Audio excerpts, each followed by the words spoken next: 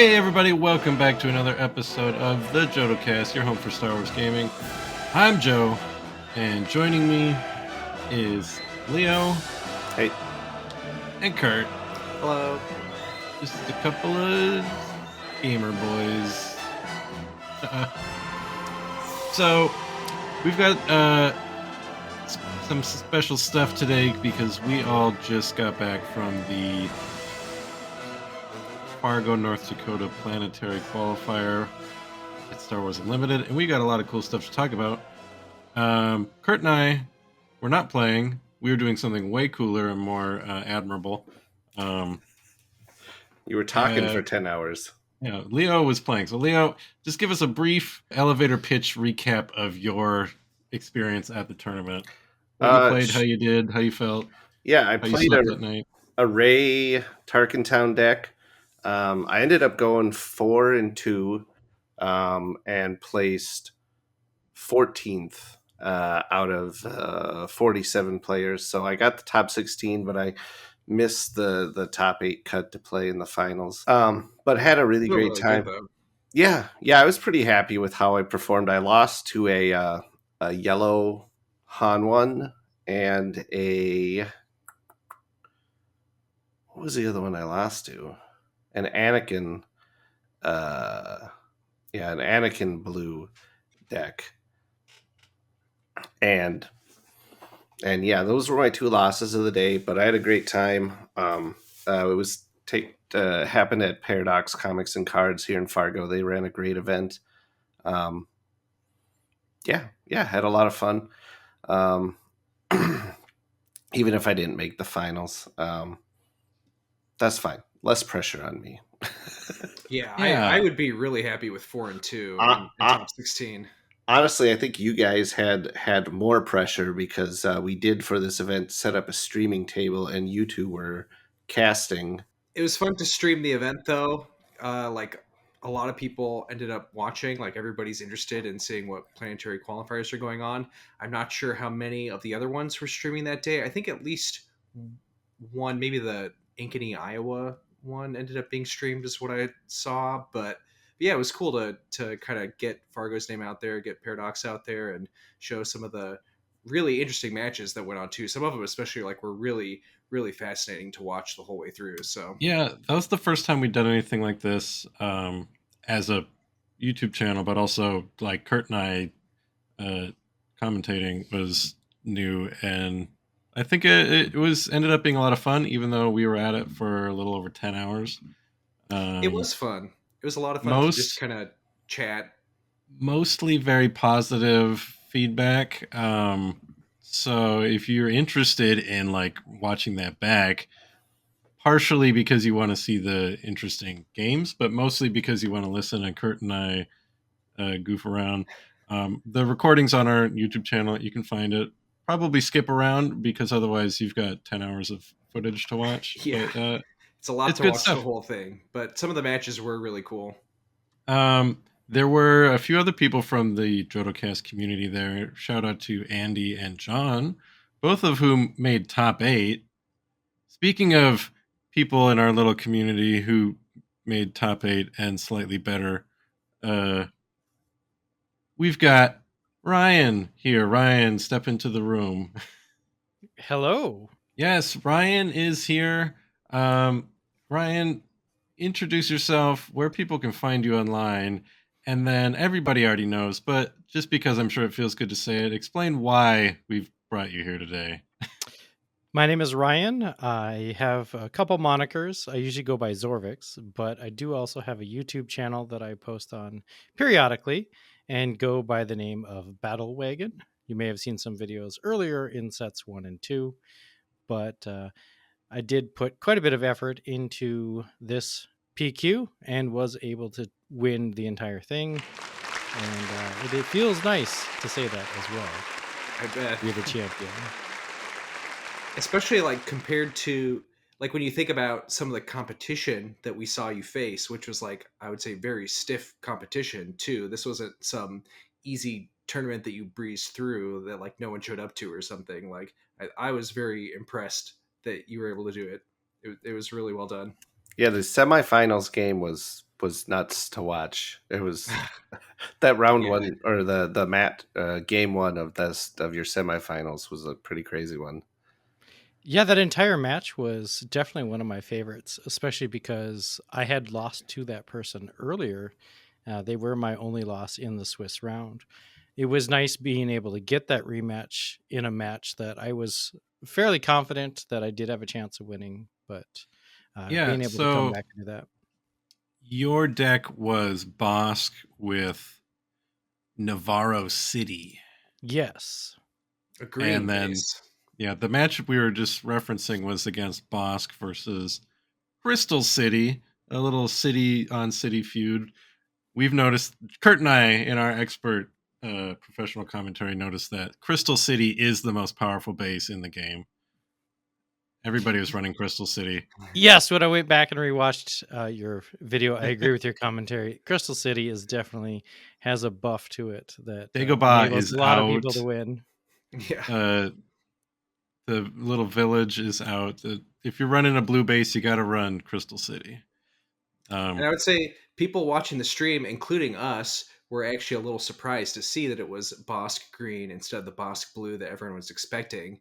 Oh I yeah, it remember when it was came up, we were like, "What color is that? Is it kind of looks green, but it's probably blue, right?" Until like we actually saw which one it was, and then I think immediately everyone was rooting for that too. It's like, "Oh, here's something completely different from what we've been seeing." right. It was, yeah, pretty much everything. We had a good variety of the matches we played on stream of different leaders. Um, but they were all pretty much standard, kind of at the top of the meta. And then Bosk showed up, and everyone in the chat was like, "Bosk blue, boo!" And then we're like, "It's green." Everyone's like, "What?" Yeah, go Bosk green. So I am the local Bosk Blue player as well, and I do get a little bit of hate for that. Bosk Blue is fun to play for yourself, but never for your opponent, it seems. However, I have been a champion of Bosk Green for quite some time. It's what I played at the last PQ as well, notably taking ninth with a variation of this deck. So Speaking of the, Leo probably has a more insightful question to ask, but I'm looking at the deck list, which should be up on our website by the time anybody is hearing and or watching this. Are you could there also any? throw it up on the screen right now too, Oh Joe. yeah, ta-da. Here it is. If you're watching this on YouTube, it's on the screen. If you're not, you can check it out later. But are there any set 3 cards in this deck? I don't believe there are actually, and that is kind of an oddity that I've been pointing out to some people. I just feel that there wasn't anything that fit into this, and I ended up pulling them back out. That's neat. That is interesting. It might be the only. We'll have. I think Leo, you managed to get all of the deck list, but I'm curious. That wasn't like a statistic I was, thinking of. Like, would be interesting. Like, what percentage of what sets cards were in everybody's decks? So it's because I would assume nearly everybody will have, a fair amount of set 3 cards, but um, it Yeah, I is. mean, we definitely saw like set 3 leaders, and I feel like we saw at least some random, set 3 events and units mixed into almost everything. So, There's an interesting tangent. The number one question I get asked about this deck is, why aren't you running ECL? ECL is good, but it actually stems from the fact that Boba Fett set 1 is banned. I felt the reason that I needed ECL in the previous versions of this deck is because of Steadfast Battalion could handle the Boba Fett and one-shot him before he gets armor on, before he can have an impact on the battlefield. And so a lot of the previous iterations of this deck in set 2, where I have to deal with Boba Fett immediately, and now that I don't have to do that, I went back and revisited this deck and found that, okay, I don't need the ECL for any particular reason. I don't need the Steadfast Battalions. I can kind of flesh out the deck to be more of an all-comers list and have the tools in it that I need to handle the rest of the decks in the field. and I think we definitely saw some matches where you got over 25 damage on your base before you were able to pull the win back. So obviously having the extra health on the base did really help sometimes. Absolutely. And that's kind of a signature playstyle that I like in this game and in a lot of games. Um, Setting my opponents up for terrible decisions or having to control the battlefield and build my board out before I'm ready to make that strike. So you mentioned you played this at the last PQ. Back in, what was that, October when that one was, or was it Yes, I November? believe so. At any rate, um, so was it just because you've had a lot of reps with this deck that you decided to go with it, or what made you choose Boss Green over Boss Blue, or some of the other decks we've been seeing win at other PQs? There's kind of a two-part answer to that. The first part is Bosk Blue is very mentally exhausting to play. And in such a long day where you've got 6, 7 rounds of Swiss, and then you're going up to 3 rounds in your top 8 finishes, it can come down to just stress and exhaustion and making those mistakes. I feel that Boss Green is a little easier and more intuitive to pilot. It is also, it has cards that I like in it a little bit better. For example, the 9 ramp that I use in my version. Um, those things allow me to get to the point where I like to have that versatility in the later game. Yes, I do have a lot of reps on Boss Green. It's definitely my number one played deck. And it was something I had actually shelved in set 3. But when I came back to it after deciding not to play Bosk Blue, I found that it had a very good record against a lot of the meta decks. It does extremely well into Django. It does surprisingly well into Sabine. And luckily, I have a unique situation where my sparring partner lives with me. My teenage son is willing to play a lot of those decks against me so that I can get quite a few reps in and a lot of practice against whatever I need. So I also have that advantage. So I've been able to identify exactly the matchups that I need a sideboard for and all of the matchups that I'm good at. Nice. Yeah, having a regular sparring partner like that, there's definitely something to be said for that. And I remember when I uh, uh, when I stopped over at your house when we were all carpooling together to the previous Planetary Qualifier. I was blown away by just that box full of decks you had on your table. Of just there must have been like 30 different decks you had constructed there for you guys to just pull out and play against each other with. Yes, we definitely keep a box anywhere from 10, 15, maybe even 20 decks. And those are just the net decks. And some of them have proxies in them, some are full of real cards. But at any point, we can just grab a deck, throw down a match, and then we keep a little notebook as well. What works well against what. And um, that's definitely been very helpful in figuring out some of the matchups. Yeah. Do you uh, remember kind of what have you made any changes besides? I know you said now you didn't need ECL anymore because you don't need to worry about ambushing into Boba necessarily anymore. Uh, Between the last PQ and this one, and the Boba bans happening, and set 3 coming out, has there been any other what sort of other changes did you make to the deck to adjust to the current meta? Interestingly enough, the number one thing that I took out is Death Star Stormtrooper. There are so many ping decks. Django's pinging quite frequently. Cad Bane's more prevalent, and things like that. The 1 health units just aren't effective anymore. And in its place, I ended up putting in Salacious Crumb, which can help with boss ping, as well as jumping back to hand to clear any bounties it might have, and get those additional ground unit pings. As well as restoring health to your base whenever he plays. Cool. You want to kind of walk us just sort of through how, start with at least like, Swiss, kind of how that all went for you that day? I have one deck related question before we go through a history. Because I like janky decks or weird decks or theme decks, I really like Legal Authority, and I feel like that's a card I don't see a lot of people playing. You have exactly 1 copy of it in your deck. What is like why is there just like a one-off copy of Legal Authority in there. So there's a couple reasons that I use a lot more two ofs and one ofs than other people, and that actually stems from Darth Vader and Bounty Hunter's Quarry. And I realize you asked me about not a unit, but I'll get to that in a second. So with Bounty Hunter's Quarry, I can pull any of those 2 and 3 cost, or even a Salacious Chrome at 1 cost. So I can use fewer of those and a wider variety of those units. That's the reason for the only 2 Phase 3 Storm or Dark Troopers and things like that. In playtesting, I found that I like those one-ofs a little bit more than other people do.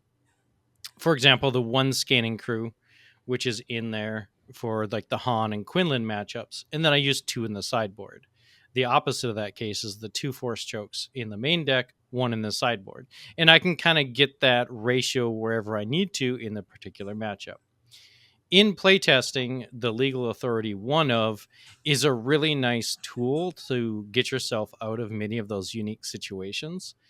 Of the 9 games or 9 matches, I definitely played it in at least 3 or 4. And as a one of card, that's actually a pretty impressive rate. There are some units that you definitely have to take care of, K2SO being one of them. And then in the Han matchup, getting rid of Kira whenever you need to, Tech, DJ. It's a cheap alternative to just killing a unit outright. It does give the extra health and things like that. I'd been accused of using it simply because I own one from the previous PQ, and there's some truth to that. It's nice having the one fancy card in your deck. However, admittedly, just today, I went back to Paradox and got their Hyperspace Legal Authority that they had sitting in the display case, because I do like the Hyperspace cards. That's one of just my favorite cards from the last set, mostly because I was messing around with like a just all-in on capture card deck, and it was very good, especially on Boba Fett. Rest in peace. Put Boba Fett's armor and Legal Authority on him. He's tough to kill. There are definitely some ways to use that card that a lot of people don't realize. At one point, my Super Laser Technician was Traitorist, so I Legal Authority'd and captured it back. So when my boss dies, I actually get the Super Laser Technician back. It also provides the additional health. Dealing with K2s, Django is so prevalent that Ruthless Raider is definitely something that you can capture with Vader, the Walker, Palpatine, anything like that. At one point, I even used an Overwhelming Barrage on a Dark Trooper to artificially inflate his power to 5, and then captured something with 4 power. I don't actually remember exactly what it was, but again, there's lots of tools in the use of that card. Then we definitely saw on stream, it must have been a K2, I think, that we saw you capture, because it got around the when defeated effect at a really critical point in the game, which was really cool to see. I think that was one of those games where I was at about 26 damage to my 30 health base. Yeah, especially when I feel like most people are pretty down on capture overall compared to other removal stuff, but like for something like that, it's just perfect. Village Protectors is definitely something that I captured throughout the day with it. There's been times in playtesting where I capture the Obi-Wan, because it almost feels like an unwinnable situation when there's another Force unit that's protected by an Obi-Wan Sentinel. Mm-hmm. That's cool. Yeah, I guess before we get on to the matches, any other like key cards in here that you felt like made the whole thing work? Like you said, stuff like the Vader and the Bounty Hunter's Query that can pull units, all the ramp between Price on Your Head, Super Laser, Technician, Resupply. Any other things that you felt were like just completely necessary to make this deck work? I think there's a good mixture of units and non-units in the lower end portion of the deck, so that you can have play lines that ignore what your opponent is doing or prevents your opponent from focusing on something specific you are doing. That's a good point, because I feel like a lot of decks are like, I have my best thing and I always want to get the best thing and always play this one way, but that's like maybe predictable at a point. Yeah, I'll get into some of the specifics of that in a little bit. But for example, against the Sabine that I played against, I was able to push a lot of units out and use removal. in one of the boss matches, boss blue, all I did was bide my time for 6 turns and use 2 resupplies. Nice. Yeah, I was kind of curious about the you got 1 Palpatine's return in your sideboard, and like what sort of situation or deck you were playing against, that you'd sideboard that in, and like what was the target you were looking for with that card? So there's 2 targets you look for with that, or 3 reasons. So number 1 is if you were in against a hard control matchup, being able to Palpatine's return the Ruthless Raider for an additional 4 damage immediately is amazing. The other situation, which I did end up doing in the first round against Boss Blue, is I only run 2 Relentless in the sideboard, and being able to play a 3rd Relentless is definitely something that's important. And then there's a lot of red heroism running around and decks with Force Throw. So if they're force throwing you early, you can always ditch that Palpatine, Vader, or Maul early, and then get it out sooner because you've got the Palpatine's return ready. Cool. Interesting. Cool. Yeah, so like let's kind of hear how kind of some of your matches went. Walk us through how Swiss went for the day here before you got into the finals. So Swiss started off really rough for me, actually, because my very first matchup was against Bosk Blue. And that was one of the 2 matches that I felt like was closer to 50-50 than any of the others. I felt pretty confident about all of my other matchups that I was going to be seeing. In those 2 matches, game 1 went to... I had 27 damage on his base effectively, and I wasn't able to turn that around. I knew he was getting the upper hand, so I ended up conceding early because I knew that in Boss Blue, if I'm even close to losing and he's got a higher top end than me, then I need to concede for time so that I can get 2 additional good games in.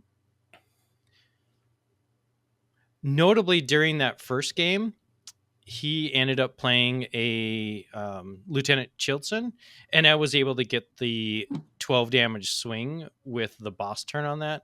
If he uses Chilton, I can guild target and use Overwhelming Barrage, double the bounty for 6 damage, and then Bosk swings in for 6 damage.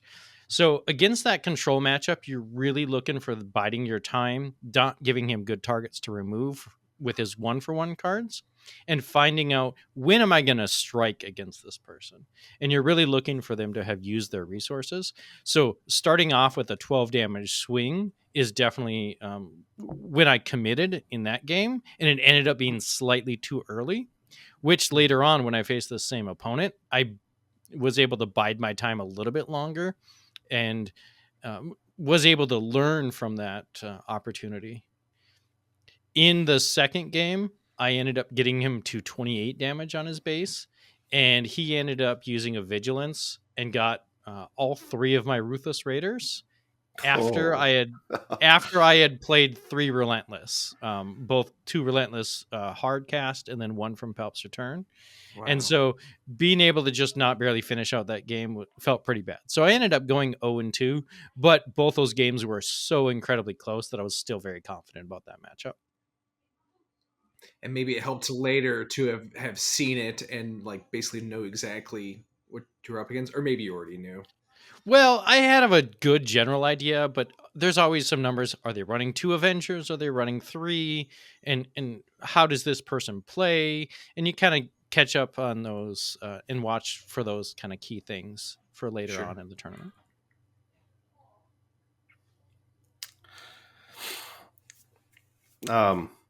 Yeah, and he was the same guy you ended up in the semifinals against, correct? Yes. Yeah. Yes. Which, spoiler for anyone who may not have been paying attention, I did beat him. Maybe I'll go into those games a little bit later. Rounds 2, 3, and 4, after having started off with 1 loss, were matchups that I was very comfortable with. It was 2 Django's and a Sabine. And in a lot of those matchups, for example, the 2 Django's, a lot of the green units, Salacious Crumb, Admiral Piet, Yularen, things like that, the Dark Trooper, I don't care if they're exhausted for the entire game. They have effects just while on the battlefield. If they're going to ping a super laser technician in order to exhaust him, he dies. And now suddenly he's a resource. So in those matchups, it's pretty easy. You ramp up until the point where you can use Ruthless Raider to clear some P-38s, or Ruthless Raider can clear the Fetz Fire Spray. There's 2 timely interventions that you can use on Kylo's tie or the Punishing One. You can use pings and force chokes on Django. You've got the open fires for any of the just mid-range starships that they might be using. It's surprisingly incredibly favorable for the Bosk Green matchup in those 2 cases. So how does it go against Sabine? Because I assume it was Sabine with ECL, and how do you keep that from going so fast when your deck seems to be a deck that likes to wait? So the advantage of having the bounties, especially the guild target, which is a 0 cost bounty that you can be using to ping their units at the same time as building your board with Salacious Crumb and Yularen. The Sabine player obviously hadn't had practice at this matchup. My first turn was Yularen and the guild target on the first game, and that Yularen probably did 6 or 7 healing throughout the game, along with Salacious Crumb. And once you get into that territory, you are so far ahead of Sabine that she can no longer ping comfortably, and you can get the Dark Troopers out as Sentinels, and Vader, Maul. The Reinforcement Walker came out with a Piet, so he was able to restore 6 in just that first action. And you kind of use your deck as an economy style where you're trying to affect their battlefield quite a bit. That's cool.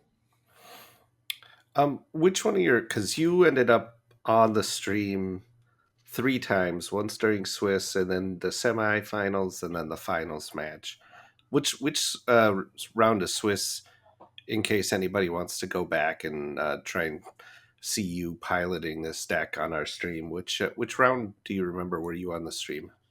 That was the technical difficulty round. Oh, I don't know if I was right, supposed to bring that up. Yeah, it was round 6. Yeah. Okay, yeah, right at the end when the battery died. It might not be the best rounds to go look at, but that was actually against Han Yellow, piloted by one of my good friends in the area.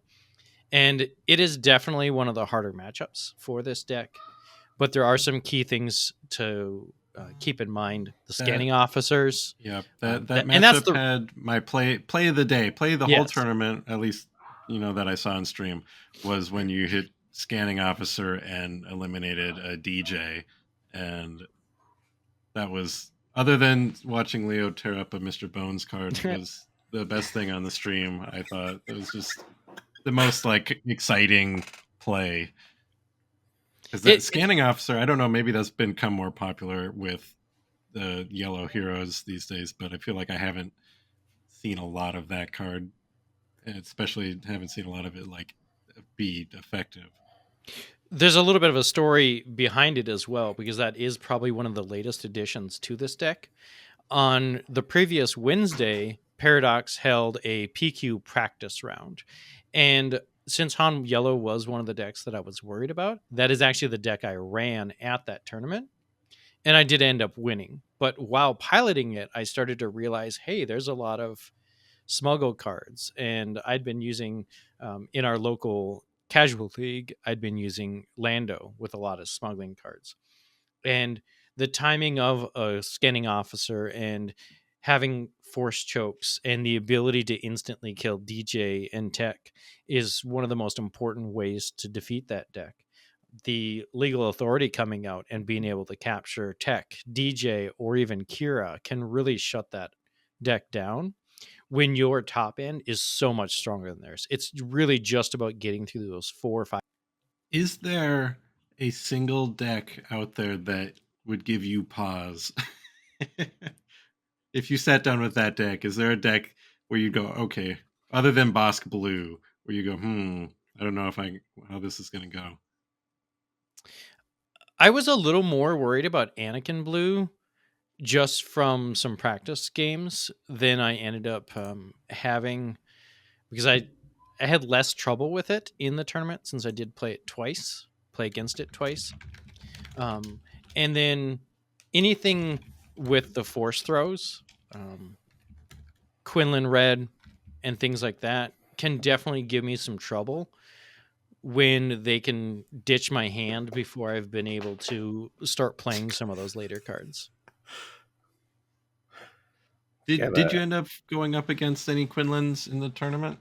I managed to dodge any of the Quinlans, and admittedly, I think the force throw is one of the reasons Kylo's tie is in there as a one of. I kept it in my hand against Pillage during the Bosk Blue for a long time. During one of the games, I was waiting for that Pillage to come through. It can really be a surprising moment when you're not actually discarding a card and being able to play it. I think that's an overrated feature of that card. Underrated, you mean? Yeah, underrated, yes. Yeah, there absolutely. you go. So we got through your rounds 1 through 4. What did you face the 5th round? Do you remember? The 5th round was one of the Anakin Blues. Okay. And I think I have to apologize to that opponent because in my starting hand, I drew quite possibly the best hand possible, because on turn 3, I think I had 4 or 5 units out because I was able to activate a double quarry and get an additional quarry, and then the boss deploy, and then have one of my units out from before. And I have learned from, it was the most disgusting thing I've ever done to somebody in that game. In my matchups against Anakin Blue, it's really about controlling the Yodas, maybe with open fire or taking care of them other ways, making sure Kanan can't come out and stay on the field. Again, preventing those force throws where he can 2-for-1 your hand and a unit on the battlefield.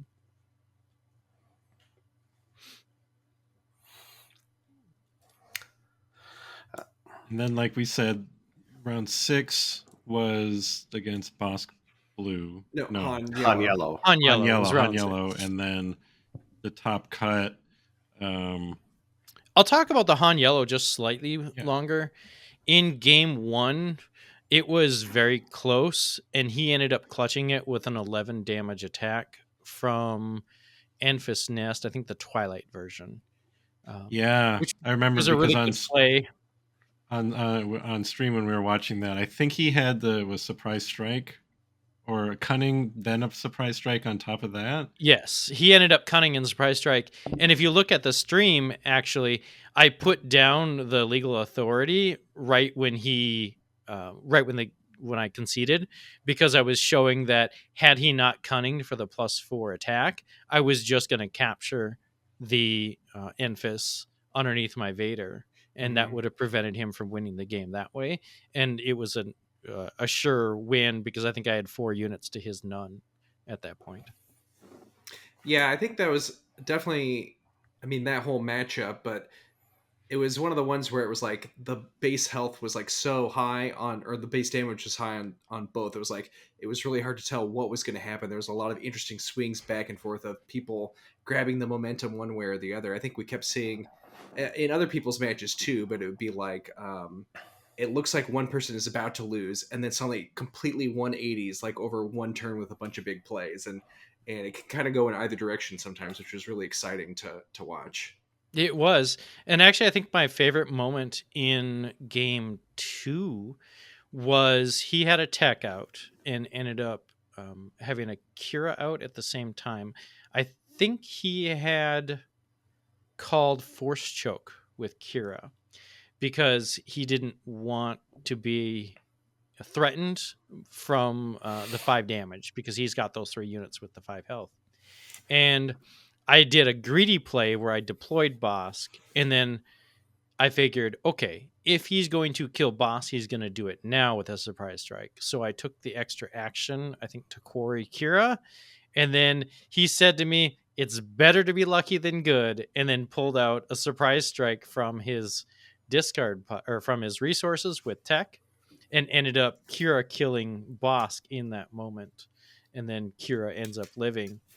And at that point I actually thought I would be losing that game, but from playtesting I had figured out that Han doesn't actually have a whole lot of damage, and that's kind of his weakness. So if you can just hang on to the late game and even get one or two reinforcement walker restores off, or if you can have your pelps ready to fry his Hans, if you can deal with the occasional Millennium Falcon, Maul, and a timely reinforcement walker both take care of his Hans. If you can get rid of those Hans or the big Millennium Falcon, Lando's Pride, then he doesn't have any damage in order to finish you off. And that's actually what triggered game 3, him conceding, is because we had gotten to the point where my deck had all of the gas, and I think I had Bosk out. Han had already died, or his leader Han had already died, and I was already on 7 or 8 resources. And so at that point, there was no way for him to win, even though he had done 11, 12 damage, something to my base. He conceded to me because he had not enough late game in order to finish the game off. That's one of the things that I think was hard for us to tell from the commentary booth, since we weren't having audio from the game, where it was like, okay, both people are semi near, running out of base health, and we can't really tell what's going through the players' heads of like who's deciding that they have the gas or not. Like you said, we're like, okay, we can't tell who just conceded, so we had to come ask a few times. I know, but those were like really exciting ones. Yeah, I think it was even more exciting in the semifinals Bosk match. Let's go to what would that be? Quarterfinals then? Top 8? Yeah. I faced another Django deck at that point, and again, that's a matchup I am very comfortable with, and I think he just didn't have the tools necessary. Several good plays. I think there was an ambushed Ruthless Raider again to clear his space units. Plenty of healing from the reinforcement walker, and all 3 of my Django matchups were 2-0 wins for me. Nice. And then in the top 4 match against Bosk Blue again, I think that's probably one of my favorites when I went back to rewatch it. Game Such 1, a crazy one. Game 1 is he's waiting for me to deploy units, but he's playing red-blue, so I actually inherently have the advantage if there's no units being played because I can ramp. Yeah, you can just kind of sit back. He can't really do that much in that case. He chose... I think he chose to go first and then ended up passing, waiting for me to do something, and so I just ended up claiming at that point and then playing a resupply, and so he's got 2 turns that are just doing nothing at that point. Yeah, I think he didn't have a play for those first 2 or maybe even 3 turns. We were like, what is... Boy, he must just be sitting on a handful of bounties with nothing to put them on. Yeah, he even made that comment to me. He's like, "Oh, you're not letting me play my game," and that's actually a really good feeling to have, is when kind of turn it back on him.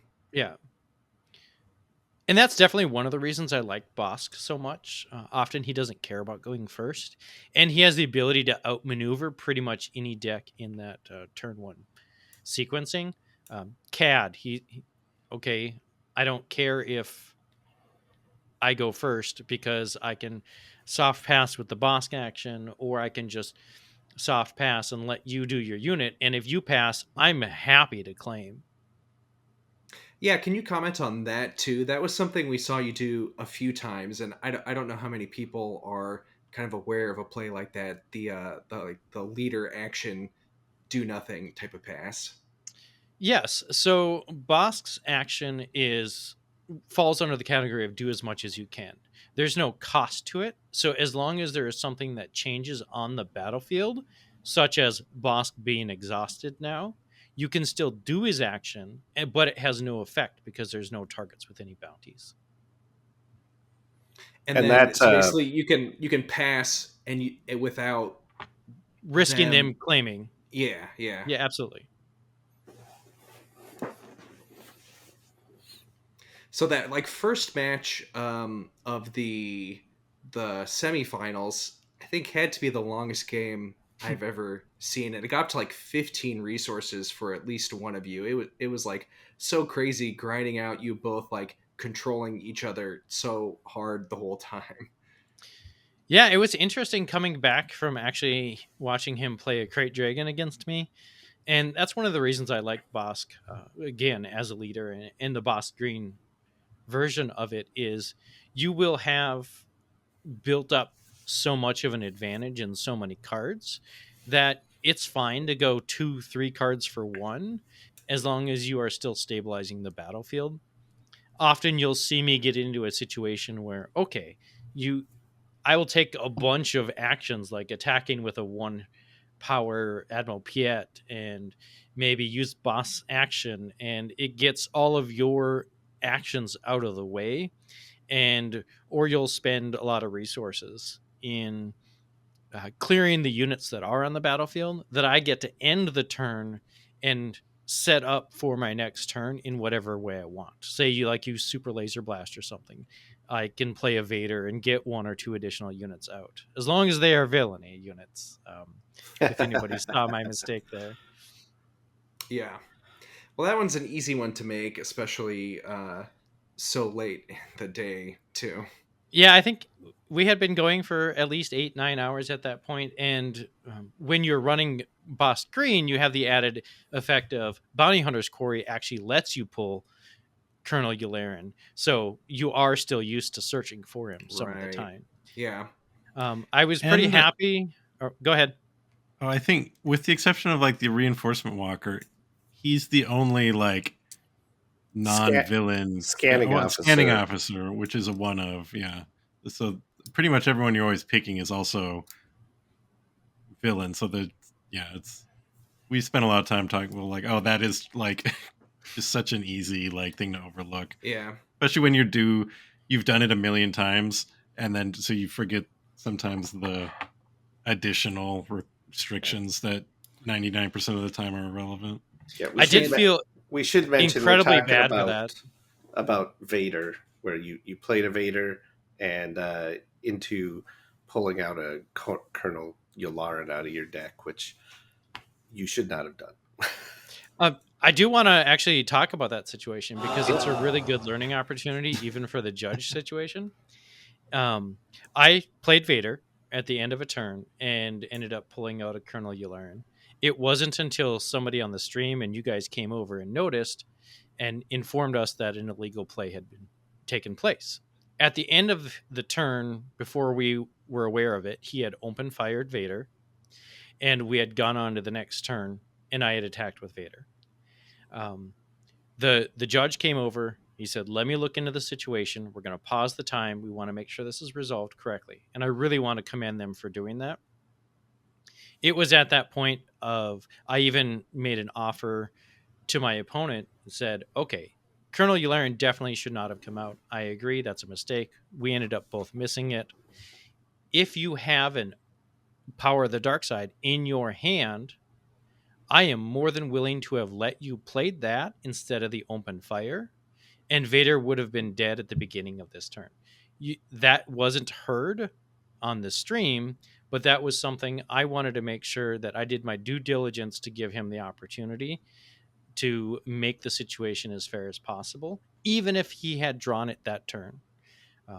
He did not have the Power of the Dark Side, and when the judge came back over and said, okay, we are going to count Colonel Yularen goes in the bottom 10. You do not get to search for any others. It is a play mistake. We are resuming play from here and just rewinding the Colonel Yularen. You do still get first action. He's keeping his open fire on the unit, and it's because he had a vigilance in his hand that he kills the Vader and then restores the 5. So in the long run, it had very minimal impact on the game itself, which I was extremely relieved about because I pride myself on having very clean play. And in fact, throughout the entire tournament, I was incredibly impressed at how clean and organized and how transparent all of my opponents were throughout the entire day. Yeah, I don't think I had a single like negative play experience the whole time, which is Nobody caught you cheating, Leo? nobody caught me. Yeah, there were a couple times because after at a certain point, I think there was one like illegal play we had seen, and we're like, we're just the streamer guys. I don't know what we do.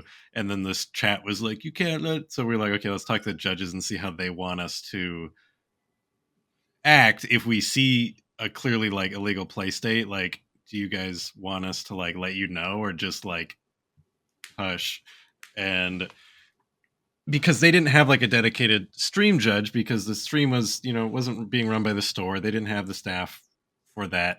So we're like, hey, if we see something and the chat calls it out or whatever and all that, what do you want to do? And they're like, yeah, just if it's like an illegal play state, let us know, and then we'll go like look into it. So they asked us to do that because I'm like, I don't know what the protocol is for sitting here watching with 200 people who are more easily able to catch these things.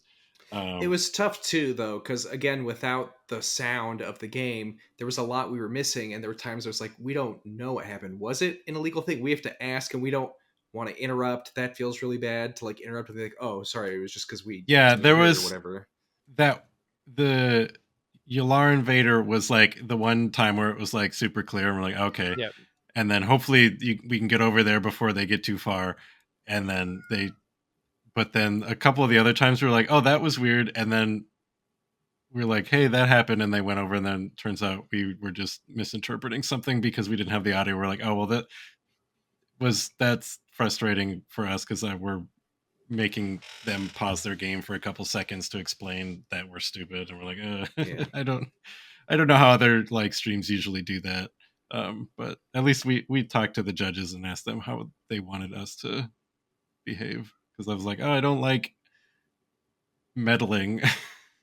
Well, that's a great heads up for any future event that a judge can, have that communication with the streamers and everyone else involved. Maybe there are people observing that catch something that may have been a mistake or yeah, we definitely saw like misplays. We're like, well, that's not our yeah nothing to say there. But when there's something that might be an illegal board state, then it's like, okay. Yeah, the Vader one is one that I think at the end was very, very understandable for people to make. And obviously, like in this situation, your opponent didn't see it either. The judge didn't see it either, right? So it's I think there was a judge standing at the table at that time, too. There was, yes.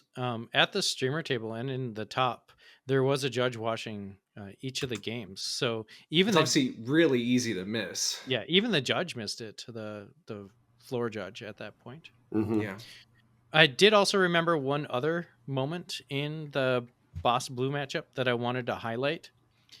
One of the little tricks that I've figured out in this deck is if you have like a first turn Salacious Crumb and you like use a quarry on a space unit or something if they're lane dodging, and you play a Super Laser Technician, you can actually return Crumb to your hand to kill your own Super Laser Technician. And there have been other times where I've used Force Choke to kill my own Super Laser Technician because Force Choke says the target. And so since I'm killing my own unit, which becomes a resource, I get to also draw a card. And so you are net positive or net equal on cards. You just effectively spend one resource in doing that. And it was actually because of having to do that desperately in some of the other games that I ended up choking my own... I think it was a Yularen in one of the Boss Blue matchups in order to trigger his top target so that it would only be for 6 before his boss deployed. And allowing myself to draw the card because I know that Force Choke isn't actually that great of a card in that matchup because he's going to be playing Avengers and things like that.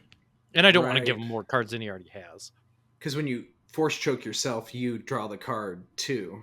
Yes, and then his bounty triggered on that top target. Yeah, that's neat. I think that was one of the matches where So obviously your opponent was healing a ton off all the blue stuff, which was just like insane. I But I rewatched it. It remember, was 21 healing he did.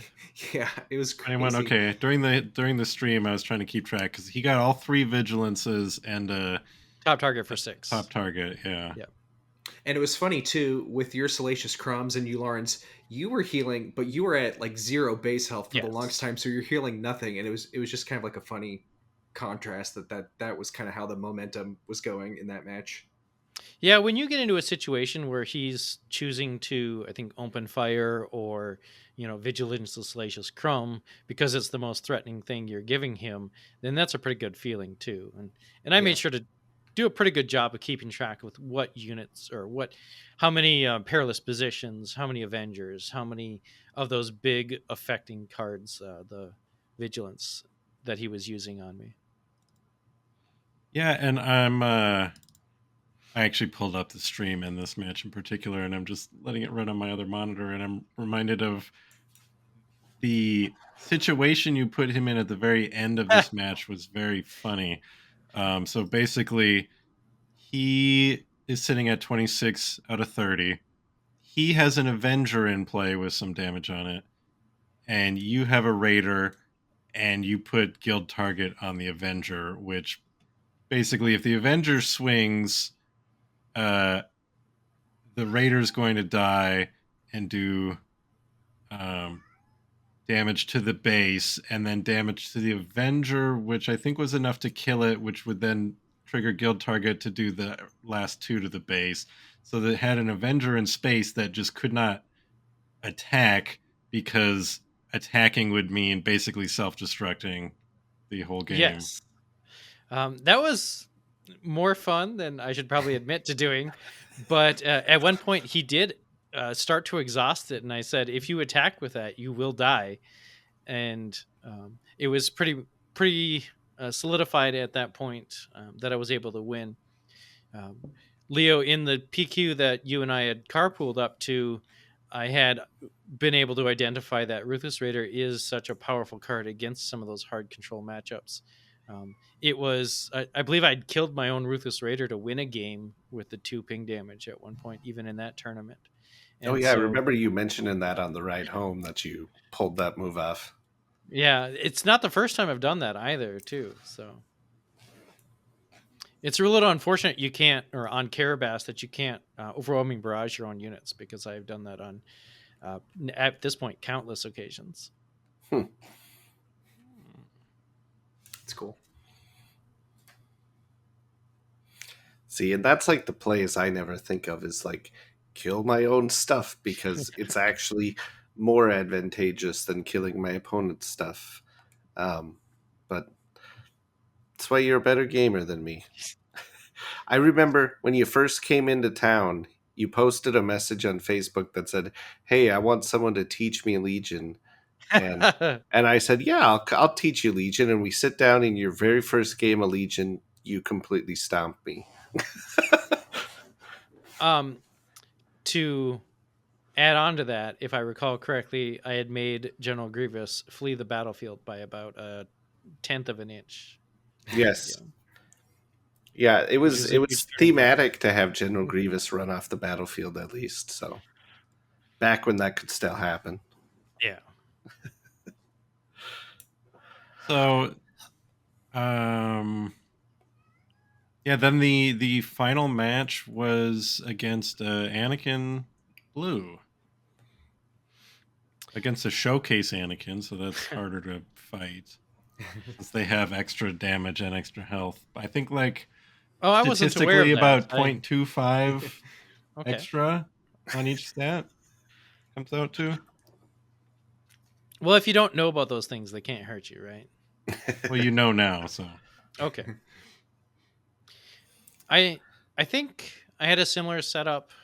Felt pretty in control in that first game. Not a whole lot that I was allowing him to do. Keep his units off the battlefield. Don't let him trade up on you. Don't get hit with force choke.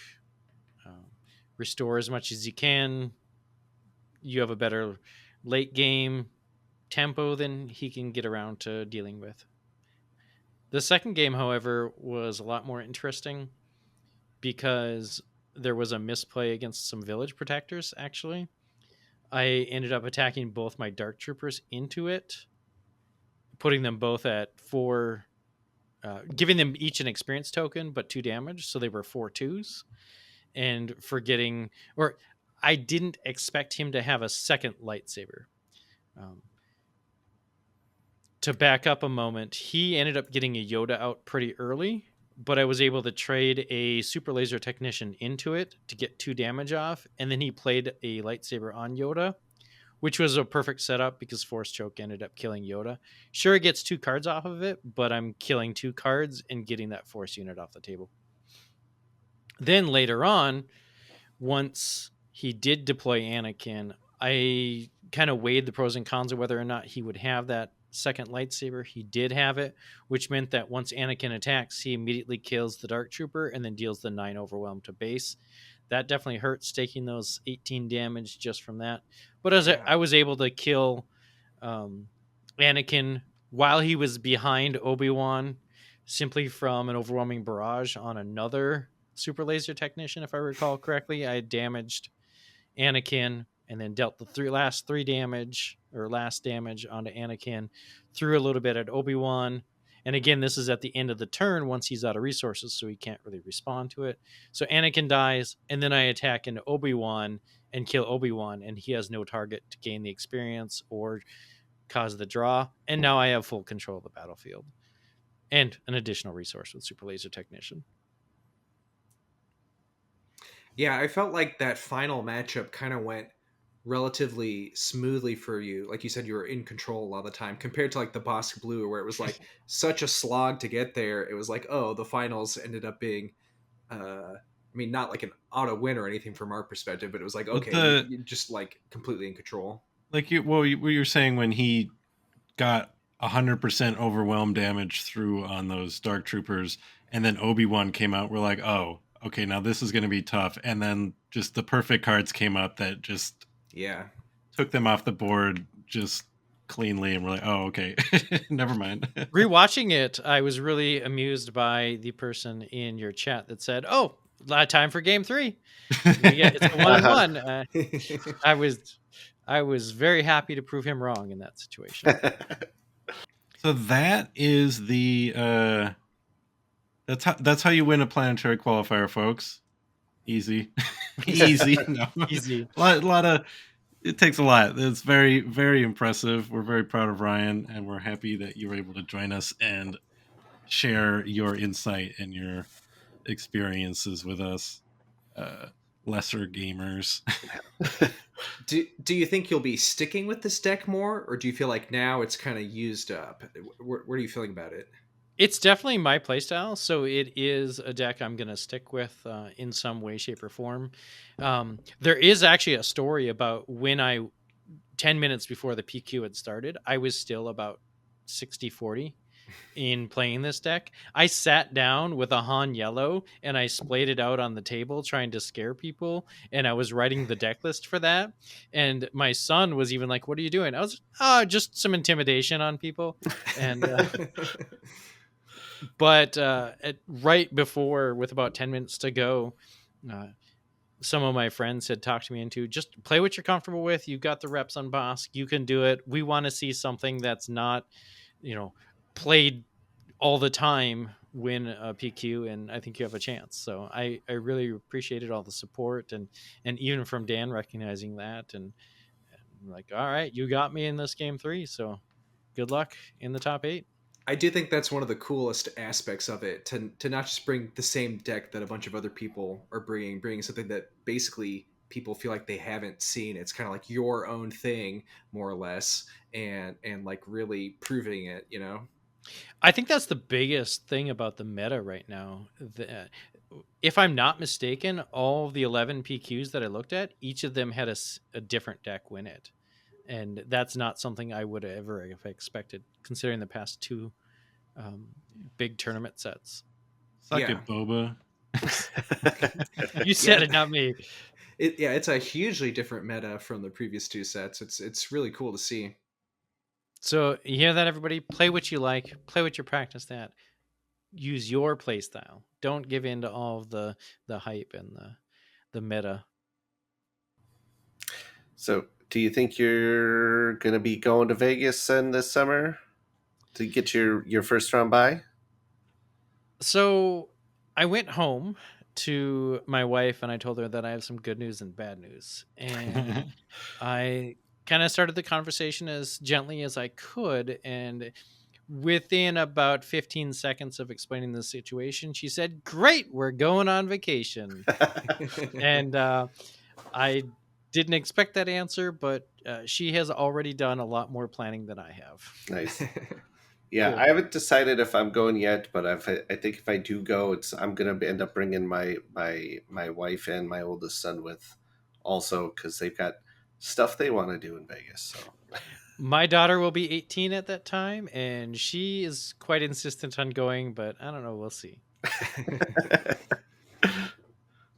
That's in July or August? July 27th through the 29th. Yep. Will we be on set 5 by then? I think it'll have just come out, won't it? Yeah, well, it should come out in June, right? I think because that's Beginning like of July. End of June, beginning of July, Yeah. something like that. Okay. Okay. Just curious. Because I distinctly remember them saying that set 5 will be legal yeah. for Worlds. That could be crazy. Ooh. It will be crazy because that'll be just a few weeks after release, and it won't be a definitive meta. Yeah. I feel like that's one where if I do decide I'm gonna go, normally I hate like playing the sets before they're out, on various online tools or with proxy cards or anything like that. But um, if I do end up going to Vegas, I feel like that might actually be a necessity to start playing with some of the cards as they're previewed to just sort of get used to it all. Yeah. Absolutely. Sounds like you just need to like ingratiate yourself into Ryan's household so you can use his son for practice and access their big box of decks. Yeah, since I can't convince my kids to play. For the Ryan's record, kids play.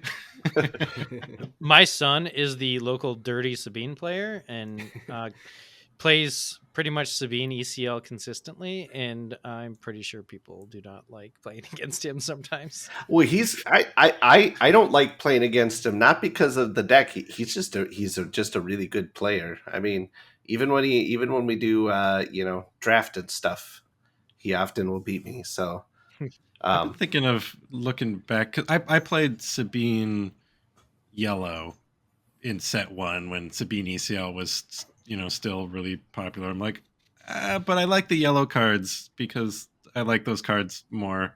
And I'm thinking about looking into that again now that I haven't touched it in 2 sets. I'm like, maybe let's see if Sabine Yellow is still fun. Unfortunately, I think Quinlan Red that makes is sense. just the same as Sabine Yellow, but slightly better. Yeah, that makes sense. But I don't like Quinlan. He's a loser. Join me in playing Lando then. I don't know why, but Lando Yellow is kind of my baby. Kurtz had the great pleasure of playing against him, I think.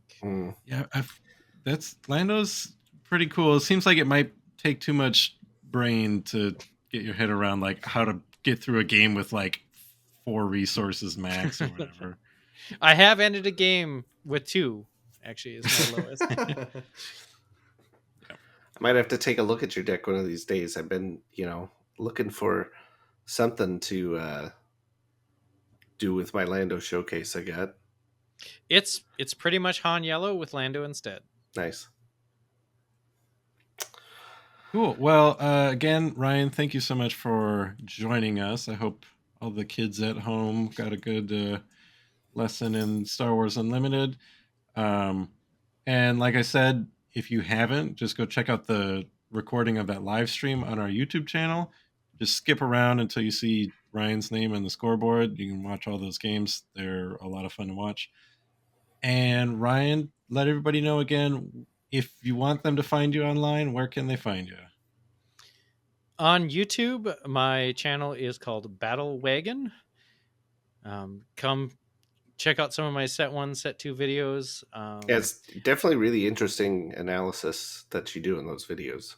I do a lot more technical analysis, especially with like turn 1 plays and things like that. That's kind of my interest in figuring out how people play the game as opposed to just what are the good cards. And drop a link or a like, comment, subscribe. Is that what they say nowadays? It's not a big channel. I just do it for fun, and it's an analysis I do anyway. So I like to share that information as well. You can find me in the JodoCast Discord as well, quite frequently. Getting corrected on Star Wars lore. Thanks, Kurt, for pointing out who or Asage's Bounty Hunter days earlier. But again, thanks for having me. I've secretly been nudging Leo to let me on the show, and I guess what you have to do is win a PQ, and then he finally, years later, 10 hours of tournament. Spoiler, that's the real prize. Yeah, well, we're very happy to have had you on, Ryan. It was awesome. Thanks. All right, bye everybody.